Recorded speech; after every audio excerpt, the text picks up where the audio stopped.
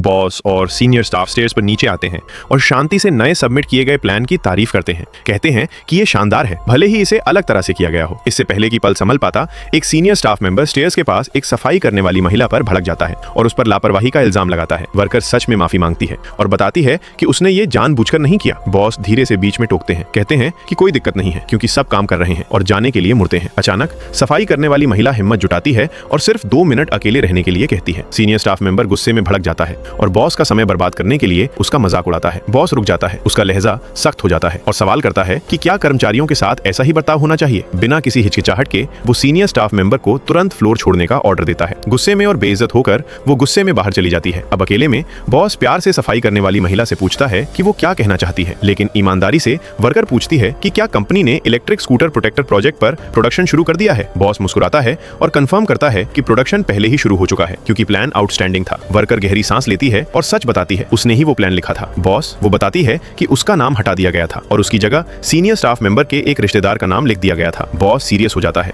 इसे एक गंभीर आरोप कहता है, लेकिन वर्कर जोर देकर कहती है कि वो सच कह रही है और कहती है कि वो इसे साबित कर सकती है। बॉस तुरंत सिक्योरिटी को सीनियर स्टाफ मेंबर कहानी आगे बढ़ने से पहले तुम्हारे दिल को इसका जवाब देना होगा। अभी उस इंसान के बारे में सोचो जिसने तुम्हें पाला पोसा। अगर वे चले गए हैं तो मैं तुम्हारा दर्द समझता हूँ। अगर वे यहाँ हैं तो तुम खुशकिस्मत हो। अगर गुस्सा है तो गले लगना चुनो। और उसके रिश्तेदार को अपने ऑफिस लाने का ऑर्डर देता है। जब वे पहुंचते हैं तो बॉस उनके रिश्ते को कंफर्म करता है और क्लेम को फिर से सुनता है कि प्लान रिश्तेदार का है। फिर बॉस एक सिंपल टेस्ट पेश करता है। चूंकि प्रोडक्ट पहले से मौजूद है, इसलिए क्रेडिट पाने वाले व्यक्ति को ये बताना चाहिए कि ये कैसे काम करता है। भरोसे के साथ लेकिन गलत तरीके से रिश्तेदार इसे एक आम पावर सॉकेट जैसा बताता है। बॉस गुस्से में उसे रोकता है, ये बताते हुए कि ये एक इलेक्ट्रिक स्कूटर प्रोटेक्टर है, मल्टी प्लग नहीं, और उसे पीछे हटने के लिए कहता है। फिर सफाई करने वाली वर्कर आगे बढ़ती है। बिना नोट्स के वो प्रोटेक्टर के काम को एकदम टेक्निकल डिटेल में समझाती है, जो ओरिजिनल प्लान की हर लाइन से मैच करता है। बॉस वो अनाउंस करता है कि उसे पूरा रिवॉर्ड मिलेगा और कल से वो डिजाइन डिपार्टमेंट को लीड करेगी। बाकी लोगों के चेहरों पर घबराहट फैल जाती है। बॉस आखिरी फैसला सुनाता है, पावर का गलत इस्तेमाल करना, टैलेंट को दबाना, क्रेडिट चुराना और झूठ बोलकर रिवॉर्ड पाना बर्दाश्त नहीं किया जाएगा। दोनों गुनाहगारों को मौके पर ही नौकरी से निकाल दिया जाता है